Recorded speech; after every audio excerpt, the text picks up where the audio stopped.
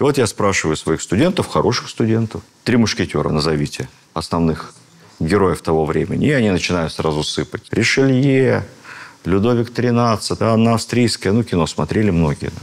Герцог Бекингем. Хорошо. А что в это время было у нас? Людовик XIII, король Франции, правит плюс-минус те же 30 лет, что и наш Михаил Романов. Самым поистине богатырским телосложением и здоровьем обладал Портос. Он прожил почти 100 лет. То есть пьянство и чревоугодие не всегда приводит к ранней смерти. Михаил Федорович здоровьем не отличался. Давали самое ценное зелье, элитное тогда, это толченый порошок из рога единорога. Вот видите, это не в бою получено, это мастер. Это знак качества. Не пробила пуля с карабина, либо из пистолета. Вот удивительно, власть в столице висит на волоске, казна пуста, жить царю негде, денег нет, а страна расширяется. То есть ты идешь звериными тропами, ползешь. Это нет прохода. Так плотно все растет. Вот по таким вот дорогам, вдоль рек, естественно, шли наши первопроходцы. Великий подвиг.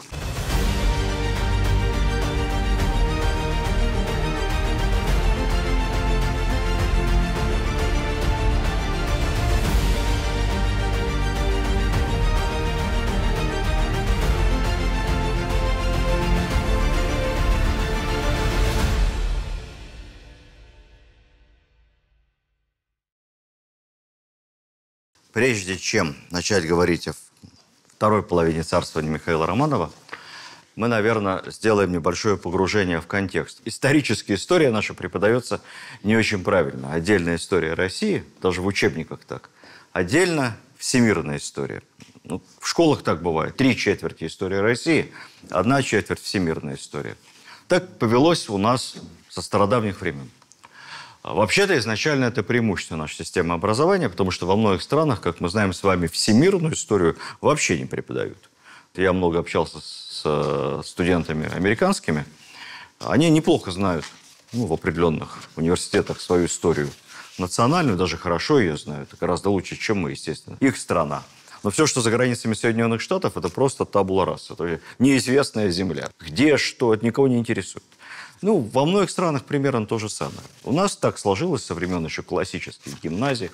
Много внимания уделяли древней истории, потом истории, соответственно, всего окружающего мира, европейской истории. Вообще преподавание истории было, как говорят ученые, европоцентрично. Очень много про Европу, гораздо меньше про Америку, Азию, нисколько про Африку. Но это не очень правильно, потому что когда мы преподаем, даже хорошо преподаем историю России, будучи вырваны из контекста мирового развития, мировых исторических процессов, мы получаем довольно превратное впечатление о том, не просто что происходило, а почему происходило, и как это соотносилось с тем, что было вокруг.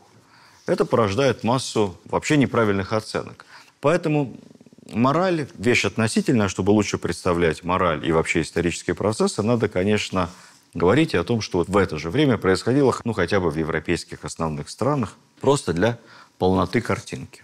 Итак, Михаил Романов, он у нас родился в 1596 году, прожил жизнь недолгую, 49 лет, примерно до середины 17 века, но на троне находился долго, потому что взошел на трон 16-летним юноше, соответственно, больше 30 лет на троне. Что в это время было в Европах? В Европах, как у Пикуля говорит Елизавета Петровна. Я имел довольно долгий опыт преподавания МГИМО, от аспиранта и дальше до доцента-профессора. И вот я спрашиваю своих студентов, хороших студентов, 3 мушкетера назовите, основных героев того времени. И они начинают сразу сыпать. Ришелье, Людовик XIII, Анна Австрийская. Ну, кино смотрели многие. Герцог Бекингем. Хорошо. А что в это время было у нас? Фамилии, пароли, явки. То есть не соотносятся никак исторические процессы у нас и в мире. Ну, вопрос на самом деле с подвохом, но они и без подвоха не могли ответить на него. Подвохом, потому что на самом деле события, описываемые у Дюма, и жизнь настоящих мушкетеров, прототипов Дюма, расходятся во времени почти на поколение. Об этом чуть позже. Итак, что в Европах в это время? Начнем с погоды. В Европе в это время малый ледниковый период. Очень холодно. Поэтому меха – это не роскошь, а средство выживания. Очень выгодно продавать от нас меха. Холодно настолько, что замерзает Темза, замерзают каждую зиму каналы в Амстердаме. И, как мы помним с вами, Петр I кататься на коньках моду привез из Голландии. Последний раз каналы в Амстердаме, по-моему, замерзали лет 150-200 назад на полчаса. И сразу все потаяло. А тогда холодно. Но поэтому дров нет. Дрова в дефиците. Все в печку, в топку. На всякое баловство, типа воду подогреть, чтобы помыться, дров просто нет. Это дорого. Дальше. Болезни. Здоровье. Ну, чума, это все-таки немного пораньше прокатилось по Европе. Там много чего было страшного в XVI веке, когда у нас буйствовал ковид. Я любил рассказывать студентам про... Такая была болезнь в первой половине XVI века в Европе, описанная подробно хронографами, называлась sweating fever, потовая лихорадка. Или английская лихорадка. Она была не только в Англии, но в Англии особо буйствовала. Несколько было волн эпидемии, и наиболее подробно она в Англии описана. Представьте себе, возьмем какого-нибудь хорошо питающегося и достойного, цивилизованного человека, прогрессивного, не чуждого достижений медицины того времени, соблюдающего гигиену, живущего в Лондоне, ну, например, сэра Томаса Кромвеля, канцлера Англии, второго человека, после Генриха VIII. Очень прогрессивный человек, весьма прогрессивных взглядов. Жена плохо себя чувствует. Он ее оставляет в спальне. Ведь раньше болезни такие очень зримые, то есть язвы, фурункулы. Ну, представляете, что такое бубонная чума, черная оспа. А тут ничего, ну, температура, лихорадка, потеет, жалуется на недомогание. Он уходит утром на работу, и когда возвращается... К вечеру. Ну, телефонов же не было. А он где-то мотался по объектам. Возвращается, а жена умерла, и дети умерли. И половина слуха умерла. Болезнь была следующая. Первые симптомы обычно проявлялись с утра. Усиленная потливость и лихорадка. Знобит, ломит суставы. Все. Продолжалось это несколько часов. А чем лечили? Обильное питье давали. Чай, травы, мед. Простуда сильная, непонятно какая. Он засыпал и не просыпался. Все. От первых признаков до смерти несколько часов. Эта болезнь возвращалась в Лондон несколько раз, не щадила никого. А причем сам Томас Кромвель не заболел. Генрих VIII случайно стал королем, потому что умер старший брат-наследник, принц Уэльский, от этой лихорадки. Никого не щадила. Как только начиналась болезнь, сразу из Лондона, из крупных городов европейских, просто все бежали куда-то на природу. Это был единственный способ спастись. Если в доме умершие, значит, вход заколачивался, мелом и краской белый крест на двери, ну и там через окошко еду подавали. Вот весь карантин. Все. Смертность 99%. Болезнь эта прекратилась в середине XVI века, исчезла так же неизвестно, как и появилась. Просто нет и все. Очень много усилий было приложено в попытках выяснить происхождение. Из-за чего? Не из-за чего. До сих пор мы не знаем. Как пишут ученые, недостаточность материалов ДНК для анализа. Причина неизвестна. Вот это обычная европейская рутина. Ну, а помимо этого, там, проказа, жуткое количество лепрозориев, мы даже представить себе не можем, сотни по всей Европе. И прочее, прочее, прочее. Там периодически чума возвращается, спутник болезни. Во Франции голод, самая богатая страна Европы, голод каждые 10 лет. Общенациональная. Грязь. Бороться с грязью как раз начинают во времена нашего Михаила Федоровича Романова. Это первые попытки, даже разного рода распоряжения властей о борьбе с грязью. Довольно оригинально, например, в Берлине уличные старосты получили приказ каждому, кто выбросит ссор из дворов и стоил на улицу, ну, обычно из окна выбрасывали, забросить этот мусор обратно в дом. Недавно совсем появились вилки. Помним с вами, что Лжедмитрий I, неудачливый самозванец, чем больше всего фрапировал старую московскую консервативную общественность? Тем, что не мылся в бане, не ходил, и ел с вилкой. Вилка тогда – это вот большая редкость, даже по европейским меркам. Поэтому только-только появились. Такая забавная диковинка. Одежда довольно интересно. Вот у нас одевались кто что может себе позволить. И поэтому какой-нибудь дворцовый слуга вполне мог разодеться как боярин, в меха, в шапку. И ничего ему за это не было. В Европе совсем по-другому. Там одежда зависела от места в обществе. И даже самому богатому простолюдину запрещалось одеваться так, как одевается дворянин. Мылись, как я уже объяснил, по объективным причинам. Не часто, в лучшем случае несколько раз в году, под это подводилась не экономическая, а идеологическая база, что мыться греховно. Поэтому английская поговорка того времени гласила, как знаете, завтрак съешь сам, обед подели с другом. У них была такая: руки мой часто, ноги иногда, голову никогда. Правда, считается, что вот во времена нашего Михаила Федоровича начали чаще менять белье нижнее. Раньше абсолютно нормально было, когда дворянин ходил в рубахе год. Раз в год он стирал или просто менял на новую. А тут появляются кружева, манжеты и воротники. Смысл в чем? Во-первых, показать, что они относительно белые, то есть чистые. А во-вторых, все-таки это стоит больших денег, поэтому это свидетельство социального статуса и некоторого элемента чистоплотности. Что там дальше под камзолом не видно, но воротничок более-менее ничего.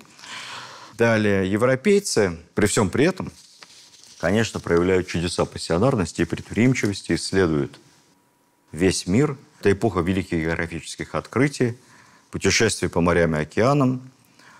Португальцы находят путь в Индию и секретят его. Англичане и голландцы долгое время пытаются этот секрет разгадать, найти более короткий, более экономически выгодный путь. У нас будет скоро отмечаться, через несколько лет, дата 500 лет Северному морскому пути. Понимаем, да? Северный морской путь – это из Архангельска, Мурманска в Японию и Китай. Вдоль северного побережья нашего. Почему 500 лет?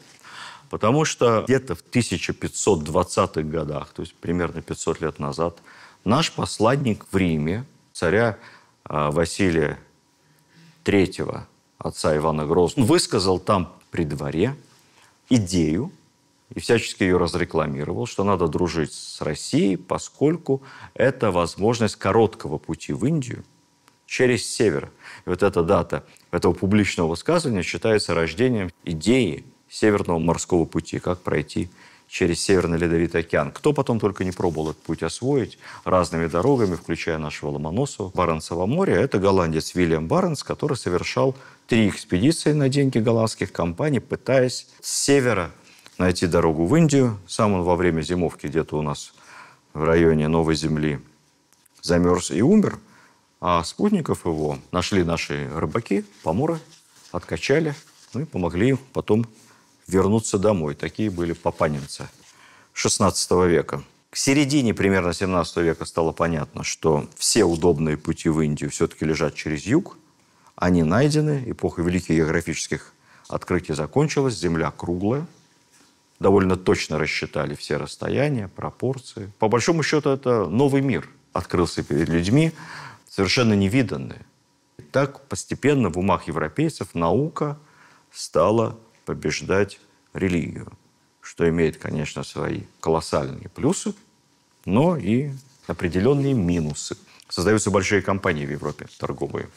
Британская Ост-Индская, то есть восточно-индийская компания, начинает потихоньку вытеснять португальцев из Индии. Там же португальские фактории, они первые там обосновались. Это вытеснение шло несколько столетий. И до сих пор в Индии есть один популярный штат, где там есть надписи на португальском, и большинство населения католики. Штат довольно известный. Гаа. Это вот последний из крупных португальских факторий, за которые португальцы держались. Конкурируют англичане с голландцами. У голландцев тоже есть свои индийские компании. Голландцы в это же время примерно у нас Михаил Федорович, а голландцы основывают городишко, купив землю за $20, как написано в интернете, хотя долларов никаких не было тогда. Я думаю, что просто за пригоршню каких-то красивых стеклярусов. Небольшой лесистый островок, новый город Новый Амстердам. Как называется этот город сегодня? Нью-Йорк. Островок Манхэттен у индейцев. 1625 1921 год. Это сделала голландская Вест-Индийская компания, то есть западно-индийская. Америку называли Вест-Индией. Уже позже англичане захватят Новый Амстердам, уже при Алексее Михайловиче, и переименуют его в Новый Йорк. Примерно в это же время у нас молодой Михаил Федорович, англичане основывают первые колонии свои, две самых известных. Вирджиния в честь королевы-девственницы, Virgin. И вторая известная колония Новый Плимут, это штат Массачусетс, но это все примерно. Новая Англия, туда плывет корабль с пуританами английскими, этот Mayflower знаменитый. Во всех американских сувенирных магазинах всегда есть какая-нибудь тарелочка или макетик с изображением Mayflower. Корабль Mayflower – это первый, хотя они не первые на самом деле, но наиболее раскрученные поселенцы. Рабочих рук не хватало, и как рабовали людей, но денег не было. С ними заключали договор о том, что они становились сервентами, то есть временными рабами. Красиво это оформлялось. Их перевозили, кормили за свой счет, а дальше они должны были несколько лет отработать перевозчика. Ну, обычно 7 лет. После этого получал права полноценного колониста. Все равно не хватало рабочих рук, поэтому тогда же начинается активный завоз африканских рабов. Процветать эта торговля будет уже позже, при нашем Алексее Михайловиче. Но началась тогда. Кстати сказать, чем отличалась работорговля британская от испанской в Латинской Америке? Британцы были люди очень веротерпимые. Какая там разница? Главное, чтобы деньги зарабатывать. А испанцы и португальцы, они вот такие католики, все-таки более упертые. Поэтому, если завезенный раб хорошо работал в Латинской Америке, ну, учил язык, мог там прочитать 10 молитв, знал основы веры и принимал католическую версию христианства, то его отпускали на свободу. Англичане такой ерундой не занимались, поэтому ты хоть 33 раза стань христианином, никто тебя на свободу не отпускал. В это же время примерно началось освоение Канады. Там первую скрипку играли французы. Вообще Канада, она нам чем известна? То, что это не только хоккей, красота неописуемая, огромные природные богатства, но Канада – это и ценный мех. В Канаде, как и у нас, добывали пушного зверя. И в этом был смысл канадской колонизации. Французы основывают Квебек, французская Канада, расширяются, получают контроль над огромными территориями. Потом французы проникают точно так же на территорию современных Соединенных Штатов.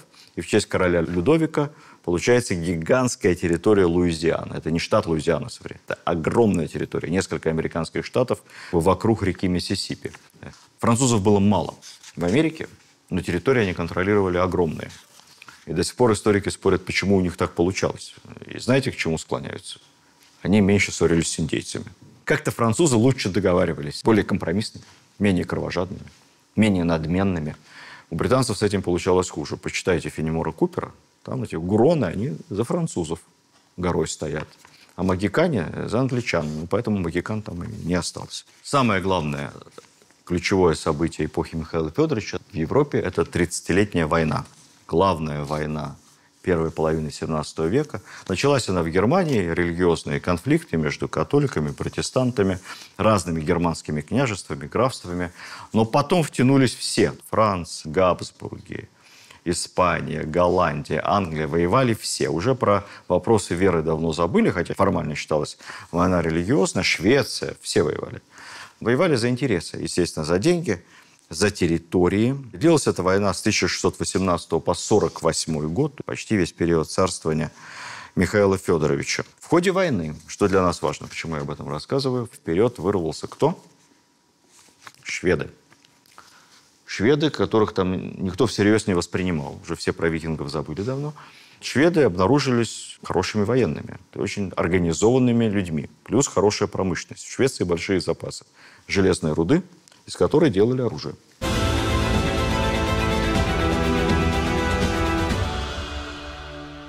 Шведский палаш времен 30-летней войны.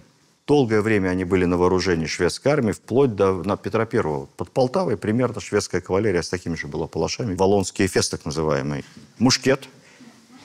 Там же мушкетеры в это время во Франции. Шведы вооружили этими же мушкетами 1000 своих воинов и поменяли полностью тактику военную. То есть, если раньше строились квадратами, каре, какими-то закрытыми построениями, чтобы защититься от кавалерии, то шведы стали выстраивать в линию, и сразу залп из сотен мушкетов, а потом в 2 линии, в 3 линии по науке. И это полностью поменяло вообще ситуацию на поле боя. Новая тактика, новое воинское искусство. Кавалерия тоже стала вооружаться вот такими вот карабинами. Ну, примерно как мушкет, принцип такой же, ствол короче, чтобы стрелять, не спешиваясь с коня. Ну, все равно там не очень высокая прицельная дальность, но лучше, чем у пистолета.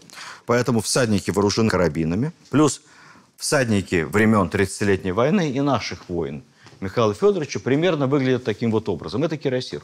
Обращаю ваше внимание, кираса 2 части имеет: переднюю и заднюю. Сдеваются с 2 сторон, скрепляется ремнями, стягивается, очень прочно. Под кирасой плотная одежда, сейчас бы сказали ватник, но это не ватник, камзол, плотный, калет, называли его иногда. Она мягкая. Одевается кираса, затягивается ремнями, защищает от ударов холодного оружия хорошо, от огнестрельного не очень пробивает.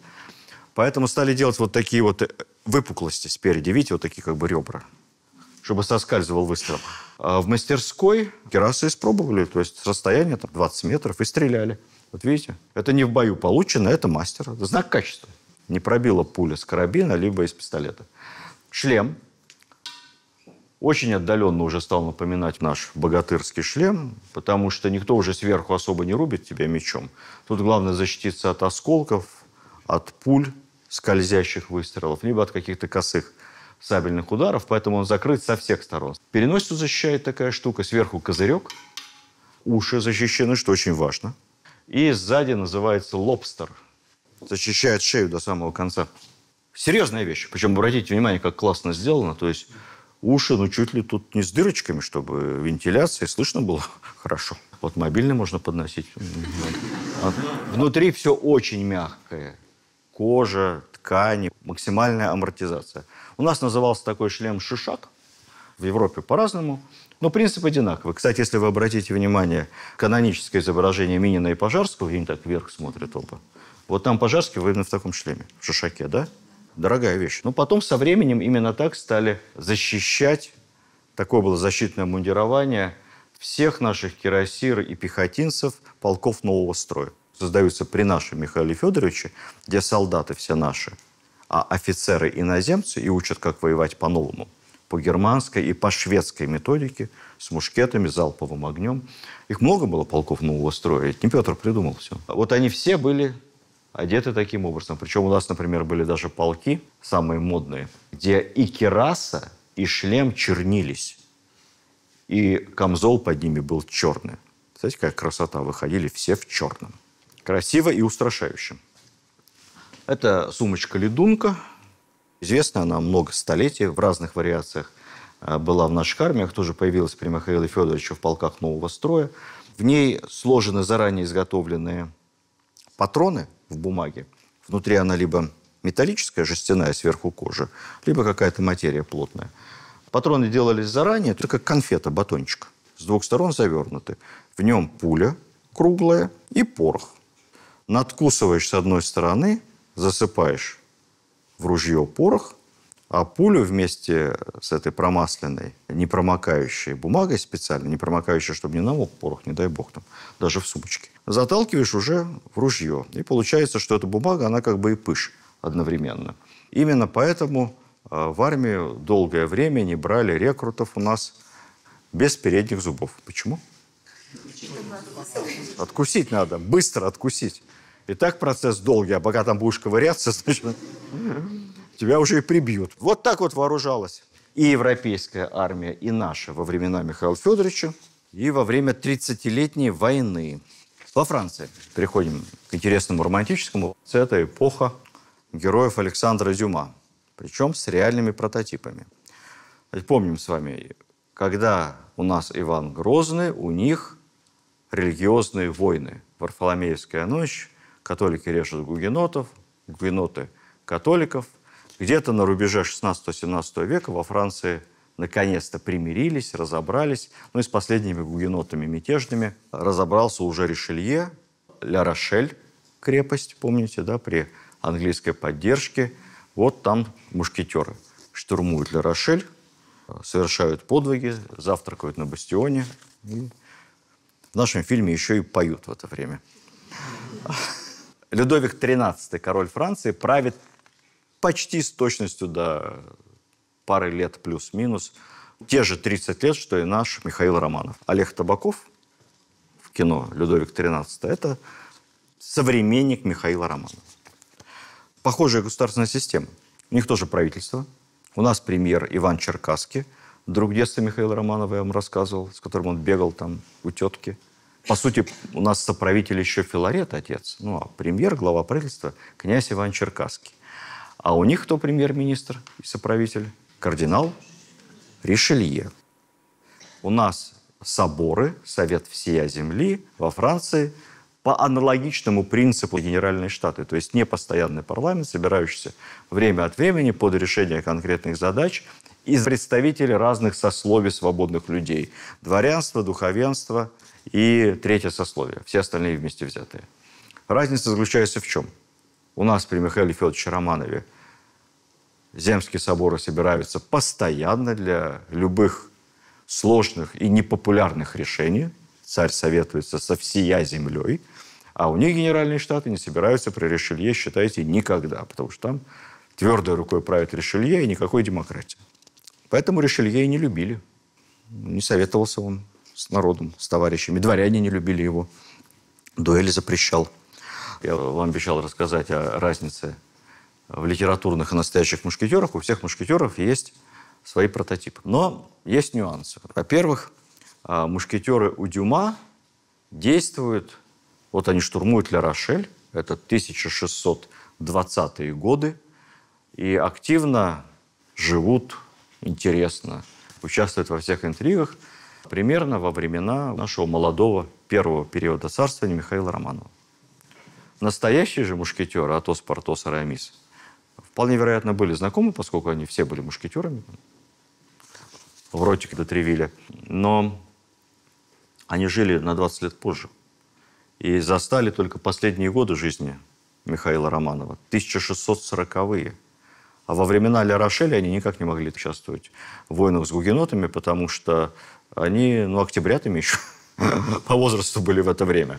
И с герцогом Бекингемом они никак не могли пересекаться, потому что герцог Бекингем им в отцы годился. Герцог Бекингем – это совсем молодой Миша Романов, это раньше было, на 20 лет. Совсем им не ровесник. Миледи тоже историческая фигура, как считают многие исследователи. Но она в мамы годилась Атосу. И, кстати, из 4 мушкетеров кто самый старший? Атос самый старший в кино и в романе. Д'Артаньян. Он старше всех остальных.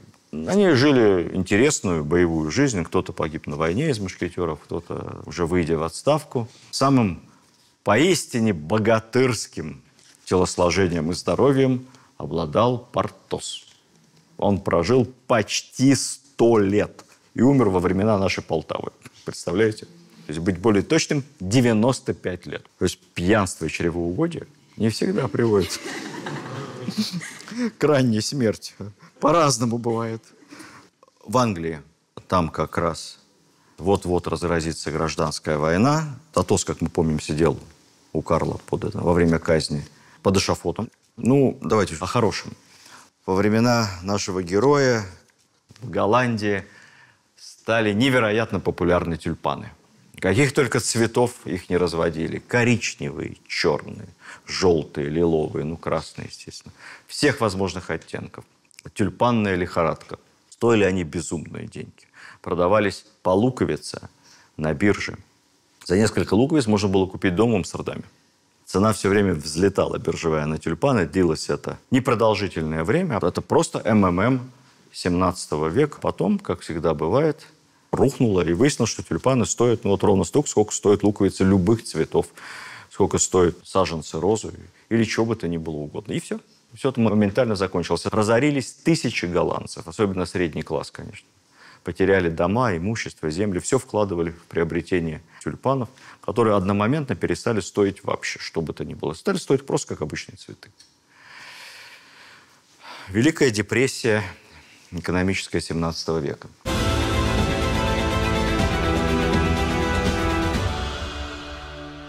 У них 30-летняя война. Погрузились в контекст, да? Поняли?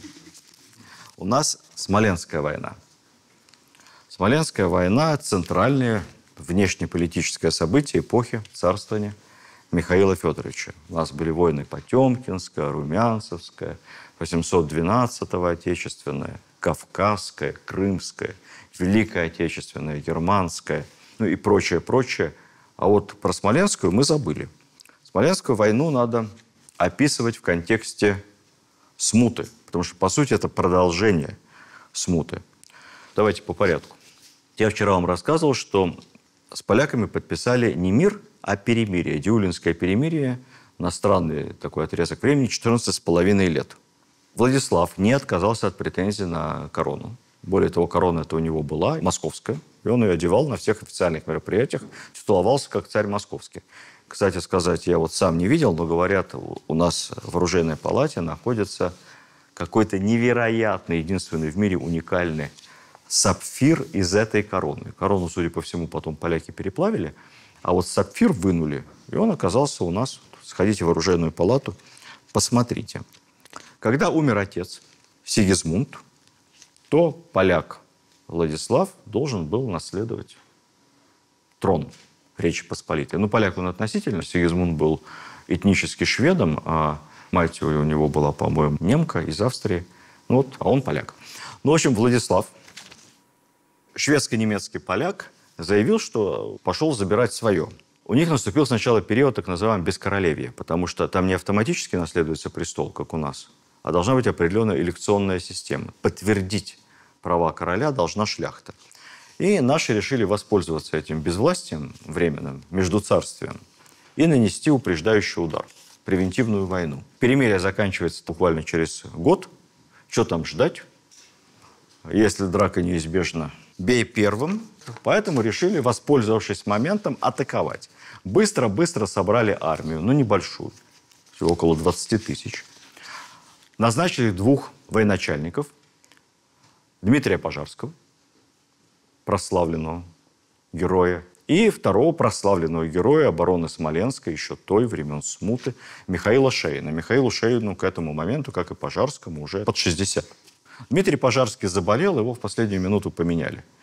Другого дали 2-го командира. И вот с этой армией главным идеологом этой войны, главным ястребом выступал отец Михаила Романова, патриарх Филарет. Видимо, он там насиделся в польском плену, натерпелся, и поляков терпеть не мог, поэтому он жестко стоял за то, что надо нападать. Армия с благословением патриарха двинулась на Смоленск. По пути довольно легко, почти без боя, занимали города, села, поляки отступали. И, в конце концов, все польские силы сконцентрировались в Смоленске. Очень легкий поход был на первом этапе. Михаил Шейн, который за 20 лет до этого сам в Смоленске держал 2 года оборону, осадил Смоленск. Ну, вот тут о самом Михаиле Шейне давайте я расскажу вам чуть-чуть поподробнее, потому что это вот удивительная личность в нашей истории 17 века, полузабытая, и взлет, и падение которого оказались связаны со Смоленском. Точной даты рождения мы его не знаем. Где-то 70-е годы 16 века, ну, то есть где-то ему было под 60 во время описываемых событий. Отец, дворянин, военный, погиб в Ливонскую войну, сам Михаил Шейн. Всю жизнь воевал, служил, ну и в конце концов оказался при Шуйском воеводой с высоким чином окольничего. В Смоленске он оказался уже боярином, еще на одну ступеньку. Давайте я вам тут сделаю небольшое отступление, потому что, опять же, без этого мы 17 век не поймем с вами. Табель о рангах, конечно, придумал Петр. И красиво там все расписал по табличкам. Но чуть более запутанная, менее формализованная, но понятная современникам система рангов званий существовала и раньше в московском государстве. Это были так называемые чины государева двора. Государев двор – это совокупность органов власти и госуправления, включая охрану царя и все его обеспечение. В эпоху после смуты и смуты структура этих чинов была такая. 2 части, как бы высшая лига и первая лига. Это думные чины государева двора. Самая старшая – бояре. Дальше 2-е место – окольничьи. Потом шли думные дворяне, думные дьяки, дворецкие, казначеи, кравчие, постельничьи, есельничьи. ловчий, сокольничий – это все чины двора. Соответственно, окольничий Михаил Шейн, вот он на втором месте. Второй чин по важности. Вторая группа по статусу – это московские чины. Старший чин – стольник, дальше стряпчие, большие дворяне, дьяки, жильцы, выборные дворяне и прочее, прочее, прочее. Это такая была лестница определенная. Перемещение с одной должности на другую могло сопровождаться и сопровождалось часто изменением чина. Михаил Шейн дослужился до высшего чина, до боярина. Когда войска Сигизмунда в смуту в 1609 году осадили Смоленск, обладая огромным преимуществом численным, за организацию обороны отвечал воевода Михаил Шейн. Оборона длилась 2 года. Голод, интриги, подкопы, штурмы, партизанская война. Одна из самых длительных осад, оборон в нашей истории. Почти 2 года. Вот у меня есть книжка «Стена». Конечно, она художественная, художественно-приключенческая, но там довольно подробно, я рекомендую, я эту историю обороны Смоленска рассказываю. Уже Шуйского свергли, уже Семибоярщина, уже делегация вместе с отцом нашего героя, нареченным патриархом Филаретом Романовым, прибыла под Смоленск и предлагают Шейну сдаться.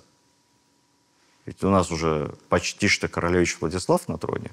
А что ты от его отца-то оборону держишь? Ну все, Шуйского нет. Все, Владислав, давай.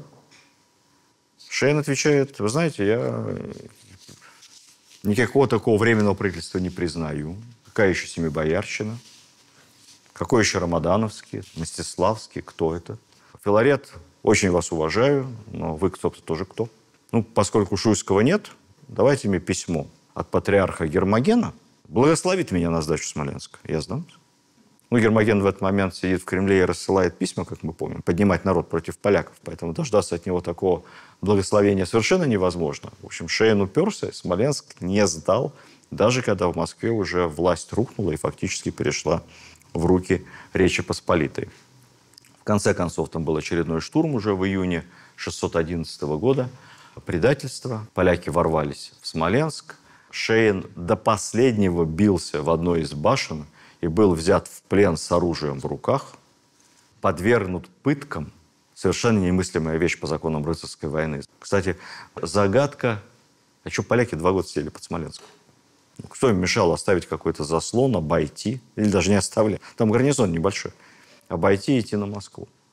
Это загадка историческая. Почему Сигизмунд так долго торчал под Смоленском? А зачем он потом пытал Шейна? Враг повержен. И вообще пытать боярина, это по польским меркам вообще магнат. А потом 8 лет он провел в польском плену, в каземате. И везли его из Смоленска в Польшу в кандалах, тоже немыслимая вещь. Для обычаев рыцарской войны того времени. Он все-таки воевода, боярин. В итоге вернулся он из плена как раз по тому самому Диулинскому перемирию вместе с Филаретом. Играл важную роль в Москве, возглавлял министерство, возглавлял ряд приказов военных, вел военную реформу. Вот полки иноземного строя, этим занимался Михаил Шейн, как глава Пушкарского приказа. Ну, там разными он руководил. Даже когда царь уезжал из Москвы, иногда оставляли на хозяйстве Шейна. Пользовался безграничным доверием патриарха Филарета, великого государя. И вот он оказался вновь под Смоленском, то есть уже в качестве того, кто должен взять Смоленск приступом. Осаждающей стороны только сил нет. У него 20 тысяч. Войско его тает, потому что напали поляки, как всегда, очень грамотно. Они тут же заплатили крымчакам, и они совершили набег на Москву разорительный. Но когда у тебя горят поместья, когда у тебя там жена, дети, что делают дворяне? В самоволку уходят спасать своих от крымчаков. Поэтому войско Шейна тает. Дворяне из его войска бегут по местной коннице. Полков иноземного строя мало, снабжение плохое, артиллерии недостаточно. Он обстреливает Смоленск, но артиллерии мало. А тут подходит еще и сам королевич Владислав к Смоленску с армией. Существует точная роспись. 21 270 бойцов, то есть существенно больше. Чемушейна. А потом подходят запорожцы, еще 12 тысяч за поляков. И оказывается, что Шейн со своими оставшимися там от силы, 1010 у него оставалось, он заперт с 3 сторон. Запорожцы, поляки и Смоленский гарнизон, куда стянулись все поляки из окрестностей. И он капитулирует, он сдается. Сдается на почетных условиях. Вышло из окружения 8,5 тысяч русских воинов при оружии, со знаменами, но оставили артиллерию. То есть, в общем, такая, даже не капитуляция, может быть, почетная очень сдача. Шейн и его второй командир Измайлов прибывают в Москву, их сразу арестовывают по обвинению в государственной измене. Образуется даже специальный приказ, не поверите, ведомства, целью которого было расследовать эту глобальную измену в армии, дело Тухачевского просто, во главе заговора Шейн и Измайлов. О методах следствия мы можем только догадываться с вами, что второй раз пришлось испытать Шейну. Но, несмотря на это, ни в каких документах, ни в приговоре нигде не упомянуто никаких признательных показаний. Ни Шейн, ни Измайлов ни в чем вины своей не признали.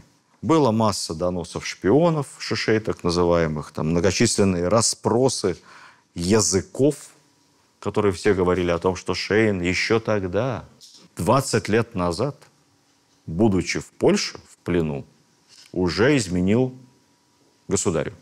Ну, то есть польский шпион. Вступил в контакт, и все эти годы он скрывался. Спящий агент был. В приговоре говорилось следующее, кавычки.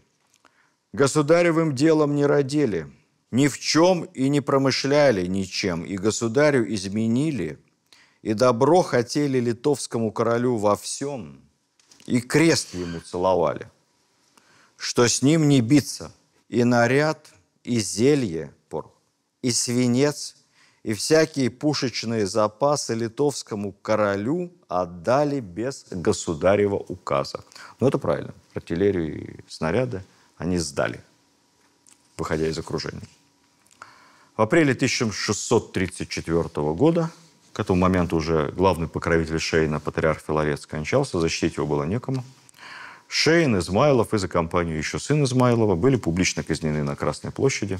Ну, не на лобном месте зачитали указ, а рядом им отрубили голову. Шейн был популярной фигурой в армии. И казнь его вызвала беспорядки и погромы в Москве.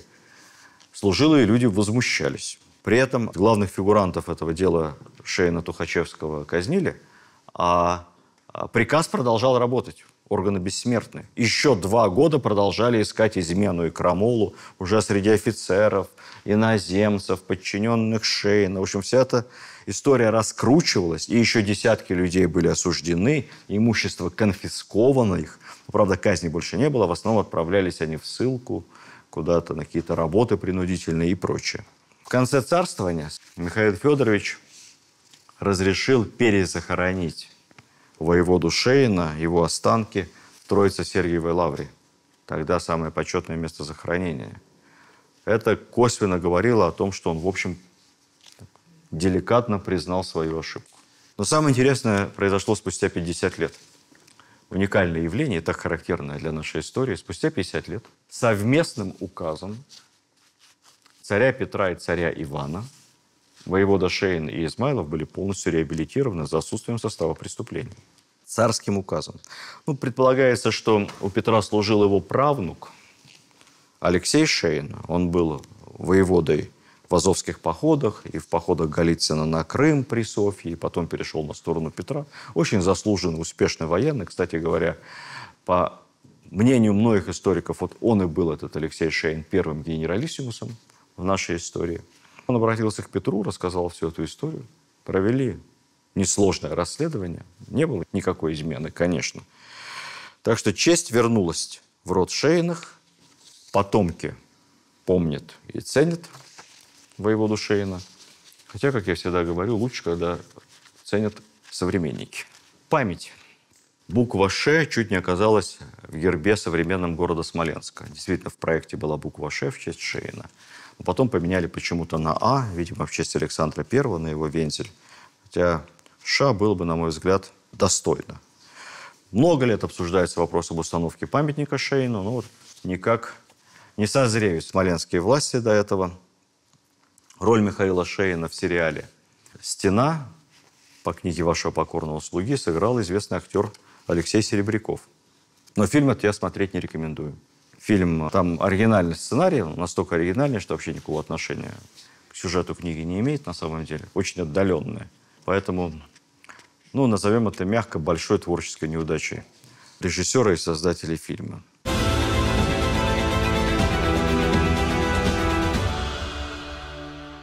По итогам Смоленской войны пришлось официально признать все территориальные итоги смуты, земельные потери. Это был последний успех Польши в многовековом противостоянии России и польского государства, Речи Посполитой, вплоть до чуда на Висле, уже в гражданскую войну. Примерно лет через 150 Польша прекратит свое существование. Но именно с этой войной связано создание и полков нового строя, рейтарских, драгунских, основание первых железноделательных заводов в Туле, производящих уже потоком вооружения. Рост ВПК стал, как всегда бывает, частью, сопровождающей большую войну. В этом определенный плюс есть, но об этом у меня будет отдельная лекция. Еще пару слов об отношениях с Западом. При Михаиле Федоровиче, с поляками понятно. С Англией мы дружили, как ни странно. Прям. Союзнические отношения, они кредит нам давали. Посольство было здесь, английский двор в центре Москвы. Англичане развивали активно торговые отношения с Россией и очень интересовались, если не получается по северу, морем пройти в Индию, то очень интересовались сухопутным путем в Персию. Как бы так сквозь Россию начать напрямую торговать с Персией. Забрасывали царя ходатайствами, чтобы разрешил по Волге английским торговым кораблям, караванам спускаться в персидские земли. Михаил Федорович поступил в своем репертуаре. Он сказал, что это вопрос очень серьезный. Такие вопросы с кондачка не решаются. Надо посоветоваться с товарищами. Собрал московских купцов и говорит, пускаем наших союзников, друзей англичан торговать напрямую с персами. Купцы объяснили Михаилу Федоровичу популярно, что как только англичане окажутся на Волге, всему русскому купечеству придет конец. Поэтому ни в коем случае. Он сказал, нет, на нет и суда нет. Сбывайте свой товар в Архангельске, а дальше мы сами. Интересно, что английский посол все время жаловался. Писал в Лондон донесение, что английская торговля осложняется человеческим фактором. Дело в том, что английские купцы, попадая в Россию, рано или поздно все женятся на русских девушках. Принимают православие многие и остаются в Москве.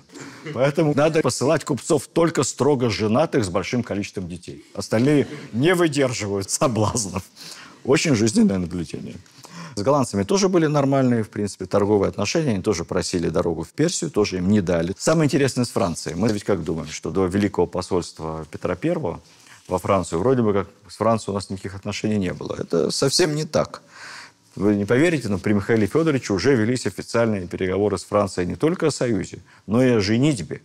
А Михаил Федорович искал себе приличную французскую принцессу. И был там посол с соответствующим поручением. Как-то не договорились. Не договорились. Большая дружба у нас была с Востоком, с Ираном, с Персией, как сейчас. Персидский шах в знак дружбы подарил патриарху Филарету ризу Господню, рубашку Иисуса Христа. По легенде, именно в ней вели Христа на казнь. С рубахой поступили своеобразно, ее разрезали на части. Часть ее в Успенском соборе хранили, в главном соборе, а часть кусочками стали носить по домам верующих для молитв, исцеления. Раздали по крупнейшим храмам и монастырям. В итоге за несколько столетий все это растеряли, к сожалению. У нас сейчас есть только фрагмент небольшой. Это ризы Господней подарок в храме Христа Спасителя. Можете посмотреть.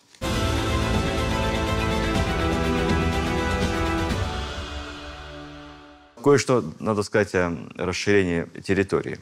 Удивительно, власть в столице висит на волоске, казна пуста, жить царю негде, денег нет, а страна расширяется. Поразительный факт. Территория России на Востоке прирастала во время Михаила Федоровича огромными землями. Почему? Потому что инициатива. Народ наш удивительно инициативен и предприимчив. Шла естественная народная казацкая колонизация Сибири. Интерес. Пушнина. Как в Канаде. Главный источник валюты. В погоне за пушниной за запахом тайги, романтикой, шли люди на восток, пробивались к океану. И за несколько десятилетий прошли весь этот путь. От Волги до Камчатки, до Тихого океана. У нас ученые считали, что скорость освоения Сибири и Дальнего Востока в километрах в час. Представьте погодные условия. Ну и вообще, кто был в тайге, вот я в такой тайге, сам честно говорю, в походах с рюкзаком в настоящей не был, но кто был, мне рассказывал. Вообще нельзя пройти. То есть ты идешь звериными тропами, ползешь. Нам нельзя это в Москве себе представить. Нет прохода. Так плотно все растет. Ты должен найти звериную тропу и, согнувшись, потому что зверь ниже человека, пытаться по ней как-то проползти. Вот по таким вот дорогам, вдоль рек, естественно, шли наши первопроходцы. Великий подвиг. И скорость движения к океану наших первопроходцев значительно больше, чем американских пионеров from coast to coast, как они шли от Атлантического океана к Тихому. Хотя там все-таки тоже природа разнообразная, но там тепло и прерии. Когда в советских учебниках истории писали, что освоение Сибири, я помню эту фразу, это бегство мужика от крепостного права. Авторы учебников, академики, они хоть куда-нибудь в деревню бы выехали из Москвы в любую, в Вологодскую. Вот откуда-то из Вологды Семен Дежнев. Во-первых, не было тогда еще такого крепостного права, конечно, как при Екатерине.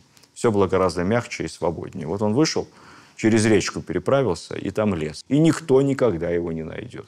Зачем бежать для этого, как Семен Дежнев, на край Чукотки? Он же пролив открыл, Берингов, Дежнев, со своими. Вот что он там от Вологды туда побежал? Какая-то, знаете, невероятная пассионарность русского человека. Тяга к воле, к новым впечатлениям, к богатству вполне естественно, к свободе.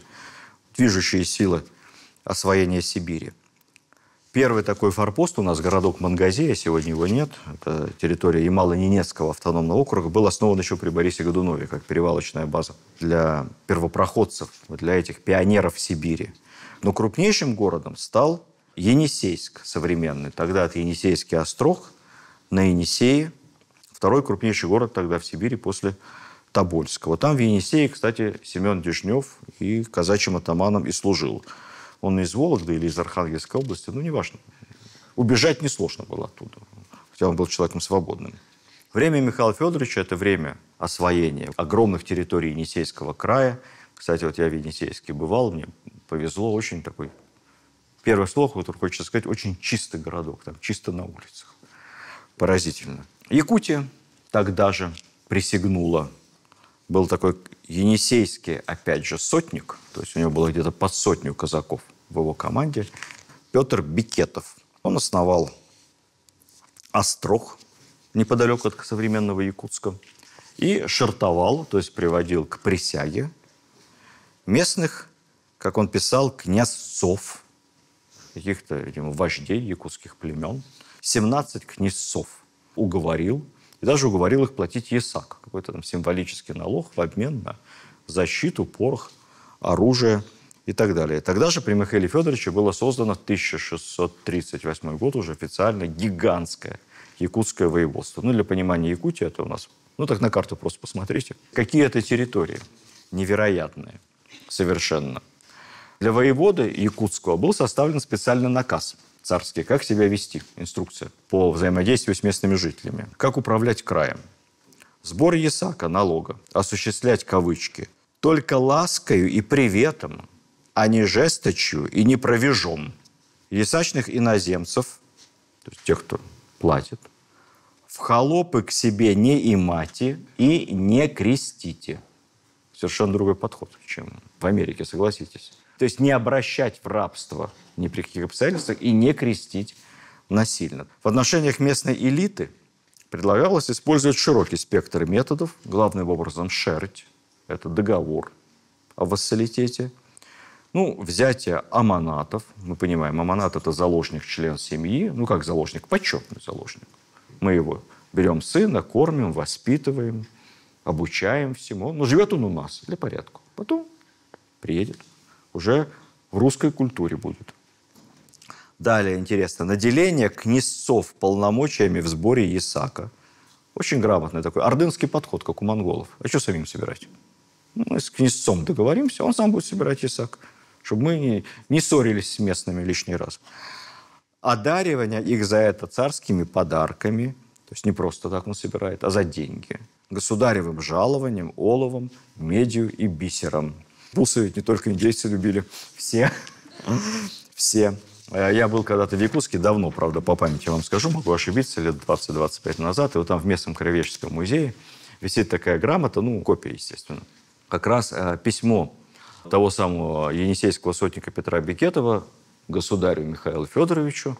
И он пишет, что по итогам проведенной работы мной за этот минувший год к присяге приведено столько-то князцов, и все они вам присягнули и поклонились, и будут слать ясак, и, в общем, все хорошо. Челом бьет раб, ваш холоп, Петрушка, Бекетов. Вот таким письмецом присоединялась территория, примерно равная по площади всей Западной Европе. С невероятными богатствами, лаской, а не провежом. Итог царствования Михаила Романова. Мы говорили о том, что советские историки его оценивали как застой.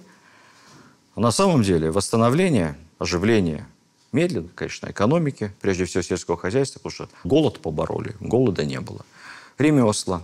Началось развитие промышленности, железноделательные заводы в Туле, в Костроме, первые стекольные заводы, первые большие кирпичные заводы возле Москвы, медиплавильные заводы, железные заводы за Уралом, уже Нерчинский казенный завод. Это все появляется в Сибири при Михаиле Федоровиче. Не в британских масштабах, не было у нас такой свободы предпринимательства, но и база, с которой стартовали, была какая? Дно, конец смуты. В Москве появляется казенный пушечный двор. Это большое производство пушек и колоколов. Большой хамовный двор. Вот наш элитный район Остоженко-Хамовники. Это текстильные предприятия. Оружейная палата. Это не музей. Это завод по производству оружия. В общем, по меркам той эпохи крупные военно-промышленные предприятия. В общем, закладывался фундамент в страну. Как писал несколько позже уже про Алексея Михайловича, но интересная цитата, австрийский дипломат Мейренберг, наблюдение из Москвы, кавычки. В Москве такое изобилие вещей, необходимых для жизни, удобства и роскоши, да еще покупаемых по сходной цене, что ей нечего завидовать никакой стране в мире. То есть все, что хочешь, все есть в Москве по сходной цене. Поэтому называть это временем упущенных возможностей, мне кажется, это несправедливая оценка. Казался бы этот историк на месте члена правительства Михаила Романова, Черкасского, и попробовал бы справиться лучше.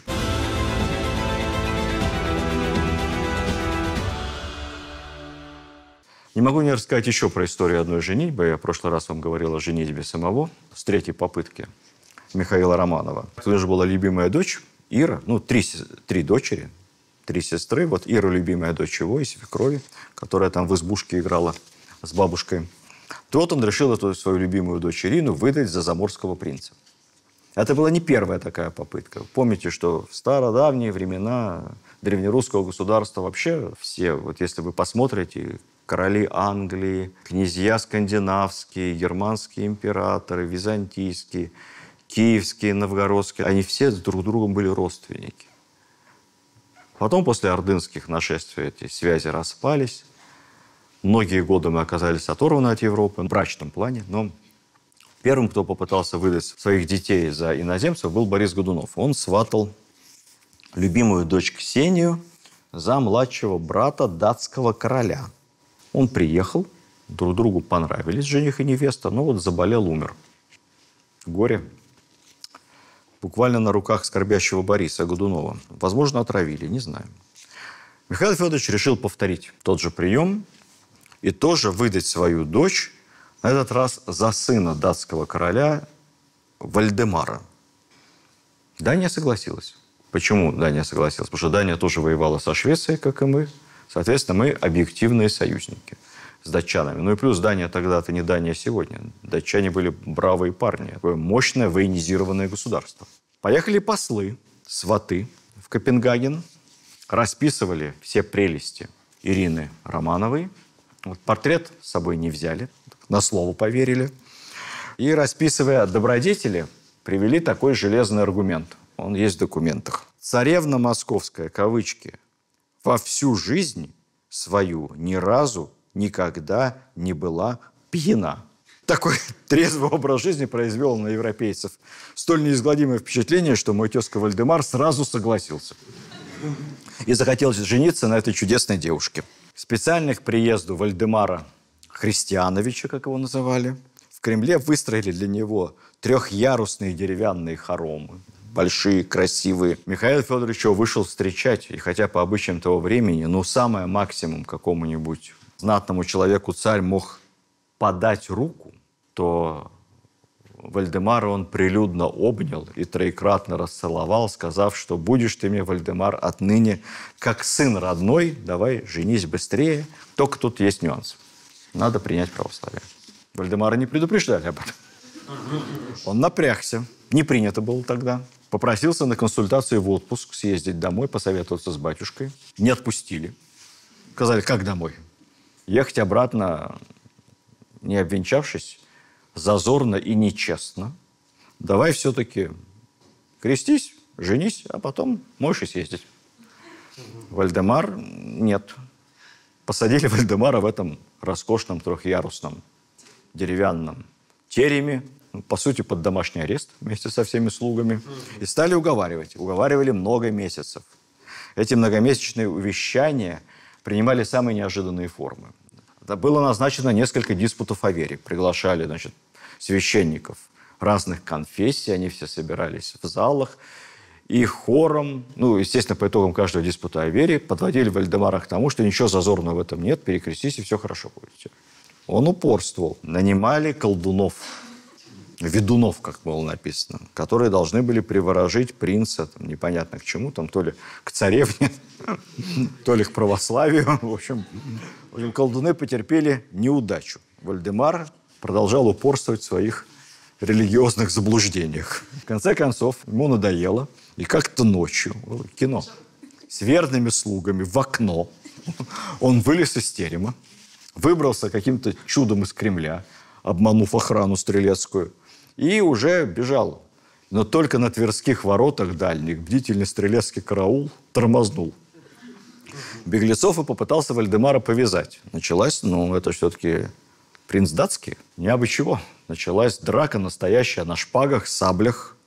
6 стрельцов ранили, 1 закололи.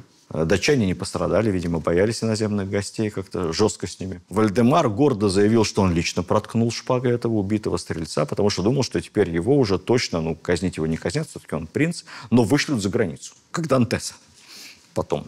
Не тут-то было. Михаил Федорович сказал, мы не обижаемся, в темноте что не бывает. Давай обратно в терем.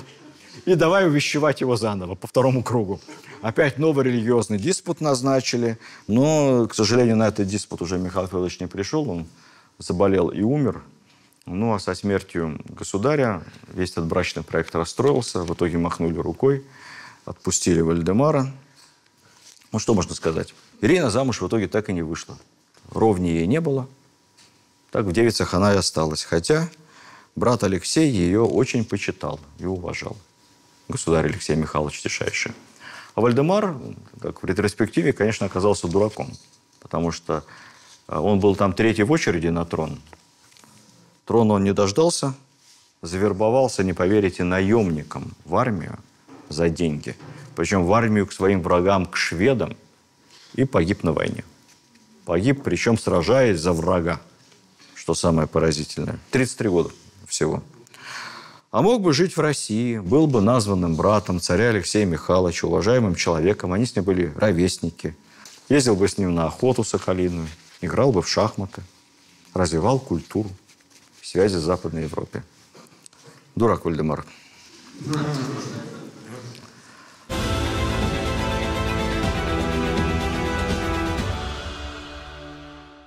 Михаил Федорович здоровьем не отличался, часто жаловался на телесную скорбь, особенно на боль в ногах. Это, видимо, какая-то была наследственная болезнь. И у некоторых детей его тоже. Так как царь часто болел, то расширили аптекарский приказ. Он превратился в прообраз современного 4-го главного управления Минздрава. Там было несколько иностранных докторов, несколько аптекарей, несколько переводчиков, которые переводили разного рода рецепты, снадобья, книги зарубежные, медицинские. Все было очень серьезно. Снадобья изготавливались из лекарственных растений, которые выращивались на аптекарских огородах. специальных в Коломенском и Покровском. Царь, как я говорил вам, был, судя по всему, близорук, носил очки, не на людях, так, дома. Очки тогда были без дужек, а такие пенсне, как у Берии, защелкивались на носу. И такие точно очки еще патриарх Никон тоже носил. Когда стало совсем плохо, доктора как ставили диагноз? По моче. Звучал диагноз таким образом, кавычки. А по воде, понимаем какой, знать, что желудок и печень, и селезенка природной теплоты для слизи, которая в них копится, бессильны. И оттого понемногу кровь воденеет, и холод в теле бывает. Да от того же еще цинга и иные мокроты родятся. Жуть. Можно умереть только от диагноза такого.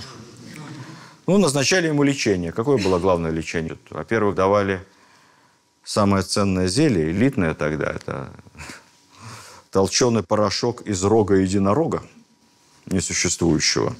Кстати, хотя единорога не было, а порошок активно продавался, как я вам рассказывал, в Европе за бешеные деньги.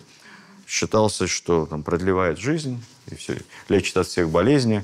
И даже Британская академия официально рекомендовала его как лекарство. Представляете? Как бы сейчас сказали, рекомендован Food and Drug Administration США. Порошок не помогал. Рекомендовали ему еще пить разогретое рейнское вино с травами, чтобы слизь вывести. Тоже не помогало. Слизь не выходила, ну, хотя бы настроение поднимало немного.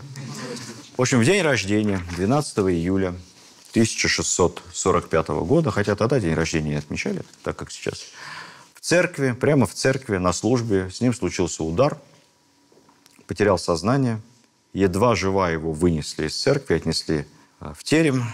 Он позвал, придя в себя, позвал сына, жену, благословил при свидетелях сына Алексея на царство, соборовался, уснул и вот так тихо, без криков, скончался. Пару слов о памяти. Царь Михаил Федорович мало отражен у нас в культуре, на самом деле. Годунов-то художественный сериал хороший. Докудрама Романова, там фигурирует Михаил Федорович. Есть он на памятнике тысячелетия России, естественно, как основатель династии. Был когда-то в Костроме установлен огромный бюст Михаилу Федоровичу, такой политически правильный. Такая большая голова бюст, а около бюста коленопреклоненный маленький Иван Сусанин. Ну, народ назвал это, естественно, памятником Ивану Сусанину, который такой был согнувшийся в верноподданной позе, народный герой. После революции, естественно, снесли, остался там только постамент. Есть еще бюст, который сделало военно-историческое общество вместе с аллеей правителей. Мы сейчас открываем в Татищево усадьбе. Собрали, заказали бюсты всех правителей России вместе. Там, конечно, среди них есть и Михаил Романов. Очень познавательно там, кстати, ходить, смотреть. Живая история. Все понимаешь. Цепочкой. В заключение приведу вам две цитаты. Одну 17 века, другую 19. Очень созвучные. Псковская летопись, 17 век. «Был царь Михаил молод, но был добр, тих, кроток, смирен и благочестив. Всех любил, всех миловал и щедрил. Во всем был подобен прежнему благоверному царю и дяде своему Федору Иоанновичу». А вот что писал наш знаменитый историк Сергей Соловьев. Наконец, должен заметить, что личность царя Михаила как нельзя более способствовала укреплению его власти. Мягкость, доброта и чистота этого государя производила на народ самое выгодное для верховной власти впечатление. Вчера мы порассуждали немного о недостатках и достоинствах монархии как формы правления. Я, честно скажу вам, я не думаю, что есть вот прогрессивные формы правления, там, демократии разные, и отсталые, неправильные монархии и прочее. Жизнь, она всегда сложнее. Демократия – это прекрасно, но все это электронное голосование, так ведь можно до чего довести? Управлять государством через социальные сети, там, раз нажал, лайк, палец вверх, палец вниз, зафиксировал. Понравилась фотка кандидата, не понравилась, вправо-влево.